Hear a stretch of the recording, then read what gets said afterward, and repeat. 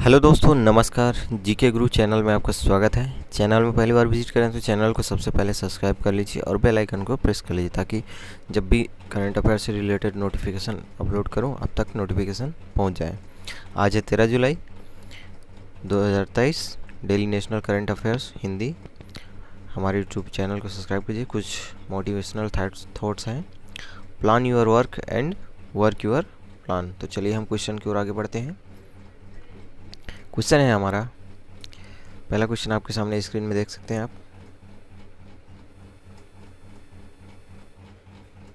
पहला क्वेश्चन है, निम्नलिखित में से प्रतिष्ठित लोकमान्य तिलक पुरस्कार 2023 से किसे सम्मानित किया जाएगा। तो किसे किया जाएगा? नरेंद्र मोदी जी को। ऑप्शन बी इसका सही आंसर है। आंसर आप देख सकते हैं। कुछ डिटेल हैं। वर्ष 2023 के प्रतिष्ठित लोकमान्य तिलक राष्ट्रीय पुरस्कार पीएम नरेंद्र मोदी को दिया जाएगा। पुणे में एक प्रेस कॉन्फ्रेंस में तिलक मेमोरियल ट्रस्ट के अध्यक्ष डॉक्टर दीपक तिलक और रोहित तिलक ने इसकी आधिकारिक घोषणा की। 1 अगस्त 2023 को लोकमान्य तिलक की 103 पुण्यतिथि पर तिलक स्मारक मंदिर ट्रस्ट प्रधानमंत्री को इस पुरस्कार से सम्मानित करेगा। नेक्स्ट देखते हैं। हाल ही में किस राज्य की सरकार भारतीय गाय की नस्लों की माइक्रो डायरी स्थापित करने की योजना बना रही है।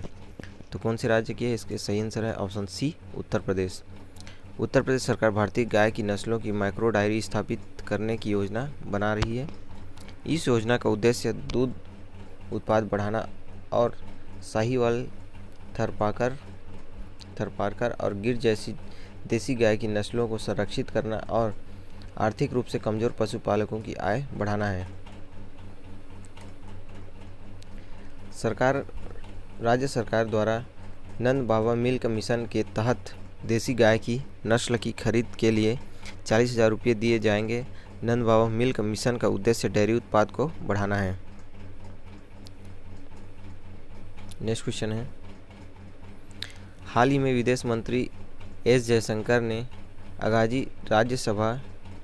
आगामी राज्यसभा चुनाव के लिए किस राज्य से नामांकन किया है? किस राज्य से नामांकन किया है? इसका सही आंसर है ऑप्शन ए, गुजरात से। आंसर आप देख सकते हैं। विदेश मंत्री एस जयशंकर ने आगामी राज्यसभा चुनाव के लिए गुजरात के गांधीनगर में अपना नामांकन पत्र दाखिला किया है। भारत निर्वाचन आयोग ने गोवा, गुजरात और पश्चिम बंगाल की 10 राज्यसभा सीटों पर 24 जुलाई को होने वाले चुनाव के कार्यक्रम की घोषणा की है। इन राज्यों से 10 सदस्य जुलाई और अगस्त में रिटायर हो रहे हैं। राज्यसभा की रिक्त सीटों के लिए नामांकन दाखिल करने की आखिरी तारीख 13 जुलाई है। वोटों की गिनती 24 जुलाई को की जाएगी। नेक्स्ट क्वेश्चन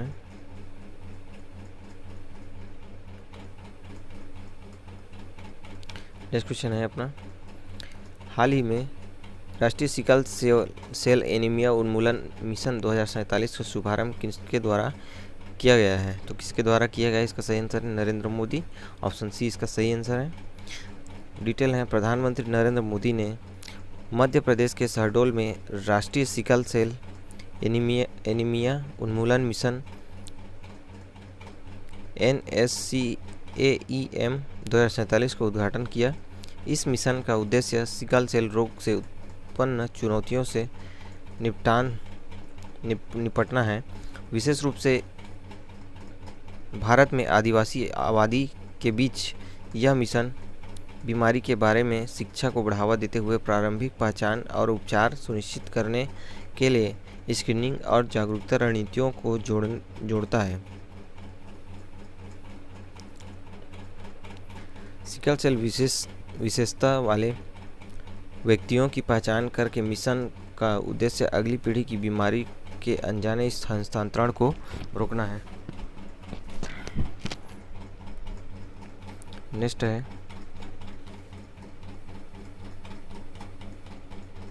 क्वेश्चन है, हाल ही में किस देश के ओपन काइलिंग नामक अपना open source computer operating system जारी किया है?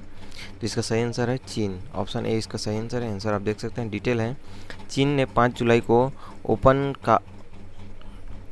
काइलिन नामक open source computer operating system जारी किया है। Open source desktop operating system open Kaelin का उद्देश्य देश को अमेरिकी प्रौद्योगिकी पर निर्भरता को कम करने में मदद करना है।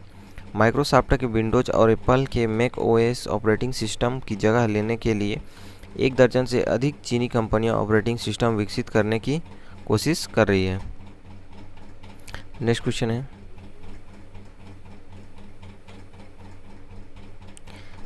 है, हाल ही में एशियाई एथलेटिक्स चैंपियनशिप 2023 का आधिकारिक शुभारंभ किससे घोषित किया गया है? तो किसे घोषित किया गया है? लॉर्ड हनुमान। ऑप्शन सी इसका सही आंसर है। आंसर आप देख सकते हैं, एशियाई एथलेटिक्स चैंपियनशिप 2023 का आधिकारिक शुभारंभ लॉर्ड हनुमान को घोषित किया गया है। इसका आयोजन एशियाई एथलेटिक्स संघ की स्थापना की 50वीं वर्षगांठ के अवसर पर किया जा रहा है। इस वर्ष 25वीं एशियाई एथलेटिक्स चैंपियनशिप 2023 का लोगो खेलों में भाग लेने वाले एथलीटों के समर्पण और खेल कौशल के प्रदर्शन को दर्शाता है। भारत चैंपियनशिप में 60 फुटर तंजीद रपाल सिंह तूर और लॉन्ग जंपर मुरली से शंकर ने नेतृत्व में भाग ले रहे हैं। तजिंदर पाल। नेक्स्ट देखते हैं, नेक्स्ट क्वेश्चन है, हाल ही में निम्नलिखित में से किस स्थान पर 14 जुलाई को केंद्रीय गृह मंत्री अमित शाह एफपीओ के माध्यम से पैक्स और मजबूत बनाना मेगा कॉन्क्लेव का उद्घाटन करेंगे? तो कौन से स्थान पर? नई दिल्ली। ऑप्शन ए इसका सही आंसर है। आंसर देख सकते हैं, केंद्रीय गृह मंत्री अमित शाह द्वारा 14 जुलाई को नई दिल्ली में एफपीओ के माध्यम से पैक्स को मजबूत बनाना मेगा कॉन्क्लेव का उद्घाटन किया जाएगा। इस मेगा कॉन्क्लेव का मुख्य उद्देश्य किसान उत्पादक संगठनों के माध्यम से प्राथमिक कृषि ऋण समितियों को मजबूत करने के तरीकों पर चर्चा करना है। इस मेगा कॉन्क्लेव का आयोजन केंद्रीय सहकारिता मंत्रालय के सहयोग से राष्ट्रीय सहकारी विकास निगम द्वारा किया जा रहा है। नेक्स्ट देखते हैं, हाल ही में किस राज्य सरकार द्वारा अंत्योदय श्रमिक सुरक्षा योजना का पायलट प्रोजेक्ट लॉन्च किया गया है?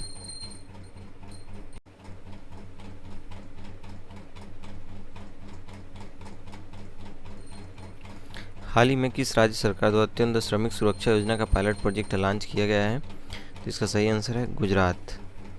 ऑप्शन सी इसका सही आंसर है। आंसर आप देख सकते हैं, डिटेल है कुछ, इनका डिटेल देखते हैं।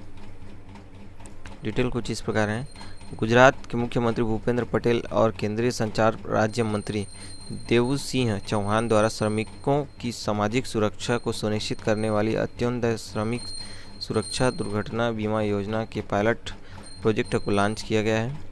यह योजना गुजरात के खेड़ा जिले के नडियाद में डाक विभाग, इंडिया पोस्ट पेमेंट्स बैंक और श्रम एवं रोजगार मंत्रालय के सहयोग से इस श्रम पोर्टल पर पंजीकृत श्रमिकों के लिए शुरू की गई।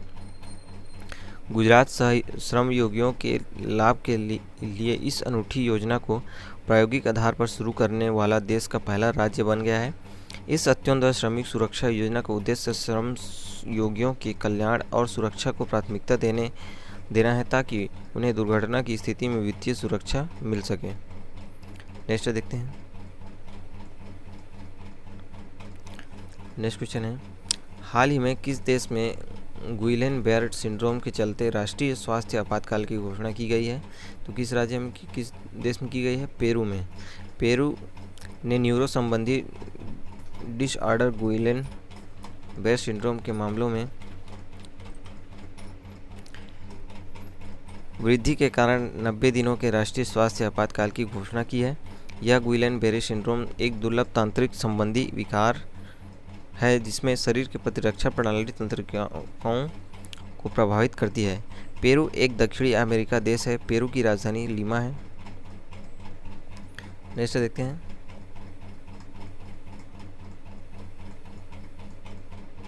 नेक्स्ट है, प्रतिवर्ष राष्ट्रीय मत्स्य किसान दिवस 2023 कब मनाया जाता है? तो कब मनाया जाता है? 10 जुलाई को मनाया जाता है। ऑप्शन बी इसका सही आंसर है। आंसर आप देख सकते हैं। राष्ट्रीय मछली किसान दिवस एक स्थायी और सफल मत्स्य पालन क्षेत्र को विकसित करने में मछली किसानों, जलीय कृषि उद्योग के पेशेवरों और अन्य हितधारकों द्वारा निभाई गई महत्वपूर्ण भूमिका का सम्मान और सराहना करने के लिए 10 जुलाई को आयोजित एक वार्षिक उत्सव है। राष्ट्रीय मछली किसान दिवस 2023 पूरे देश को मछली किसानों के अमूल्य योगदान और जिम्मेदार जलीय कृषि प्रथाओं के प्रति उनकी प्रतिबद्धता को स्वीकार करने का एक विशेष अवसर प्रदान करता है। नेक्स्ट देखते हैं, कुछ डिटेल है। राष्ट्रीय मत्स्य किसान दिवस 2023 10 जुलाई। राष्ट्रीय मछली किसान दिवस एक स्थायी और सफल मत्स्य पालन क्षेत्र को विकसित करने में मछली किसानों, जलीय कृषि उद्योग के पेशेवरों और अन्य हितधारकों द्वारा निभाई गई महत्वपूर्ण भूमिका का सम्मान और सराहना करने के लिए 10 जुलाई को आयोजित एक वार्षिक उत्सव है। इस वर्ष राष्ट्रीय मछली किसान दिवस 2023 पूरे देश को मछली किसानों को के अमूल्य योगदानों और जिम्मेदार जलीय कृषि प्रथाओं के प्रति उनकी प्रतिबद्धता को स्वीकार करने का एक विशेष अवसर प्रदान करता है। नेक्स्ट देखते हैं, हेडलाइन से कुछ देख सकते हैं आप।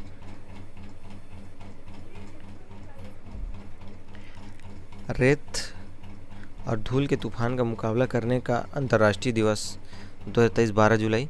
संयुक्त राष्ट्र महासभा ने 12 जुलाई को रेत और धूल तूफान का मुकाबला करने के अंतर्राष्ट्रीय दिवस के रूप में घोषित किया, जिसका उद्देश्य स्वास्थ्य और स्थिरता के महत्व के बारे में जागरूकता बढ़ाना है। इस दिन का उद्देश्य STS के गंभीर पर्यावरणीय, आर्थिक और सामाजिक प्रभावों के बारे में जागरूकता बढ़ाना और उनके प्रभावों को कम करने के लिए कार्रवाई को बढ़ावा देना। नेक्स्ट देखते हैं,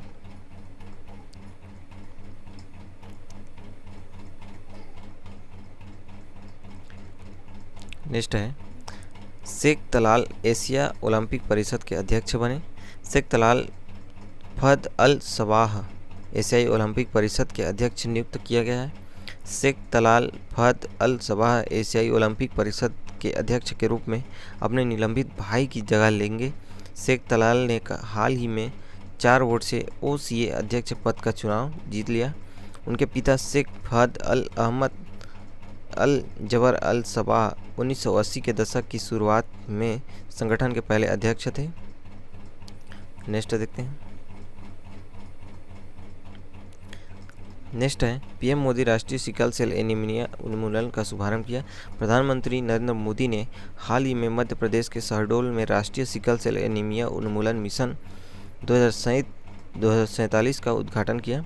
मिशन का उद्देश्य सिकल सेल रोग से उत्पन्न चुनौतियों से निपटना है। विशेष रूप से भारत में आदिवासी आबादी के बीच PM मोदी ने एक पोर्टल का भी अनावरण किया और विभिन्न निगरानी मॉड्यूल के साथ रोग प्रतिबंधन के लिए दिशा निर्देशन जारी किए। नेक्स्ट देखते हैं, नेक्स्ट है सेल्वा प्रभु एशिया के सर्वश्रेष्ठ जूनियर एथलीट के रूप में चुना गया। तमिलनाडु के सेल्वा प्रभु को एशिया के अंडर-20 पुरुष एथलीट ऑफ द ईयर चुना गया है। हाल ही में अंडर-20 विश्व एथलीट चैंपियनशिप में सेल्वा प्रभु ने ट्रिपल जंप में रजत पदक जीतकर इतिहास रच दिया। इसके बाद उन्हें एशिया के सर्वश्रेष्ठ एथलीट के रूप में पहचाना गया। नेक्स्ट देखते हैं, नेक्स्ट है भारत डिजिटल व्यापार सुविधा देने के प्रयास में सबसे आगे। अर्थव्यवस्था की विकास दर के बाद भारत अब डिजिटल एवं टिकाऊ व्यापार सुविधा देने के प्रयास में भी सबसे आगे निकल गया है। इस मामले में संयुक्त राष्ट्र आर्थिक और सामाजिक आयोग UNESCAP की तरफ से सर्वे किया गया था, जिसमें भारत 140 देशों को पीछे छोड़ते हुए व्यापार सुविधा देने के प्रयास में सबसे आगे दिखा।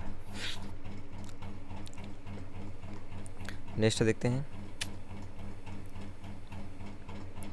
नेक्स्ट है ग्रीन हाइड्रोजन पारिस्थितिक तंत्र के लिए ड्राफ्ट और रोड मैप का अनावरण किया।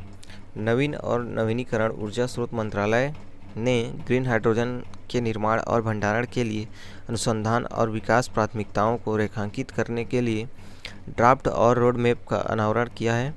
यह रोड मैप और ड्राफ्ट ग्रीन हाइड्रोजन के निर्माण और भंडारण के लिए अनुसंधान और विकास प्राथमिकताओं को रेखांकित करने के लिए जारी किया गया है। इस रोड मैप का मुख्य उद्देश्य कुशल, सुरक्षित और लागत कुशल हाइड्रोजन भंडारण को बढ़ावा देना है, जिससे स्वच्छ ऊर्जा स्रोत के रूप में इसे व्यापक रूप से अपनाने का मार्ग प्रशस्त हो सके। नेक्स्ट देखते हैं। सॉरी दोस्तों, आज के यहीं तक था।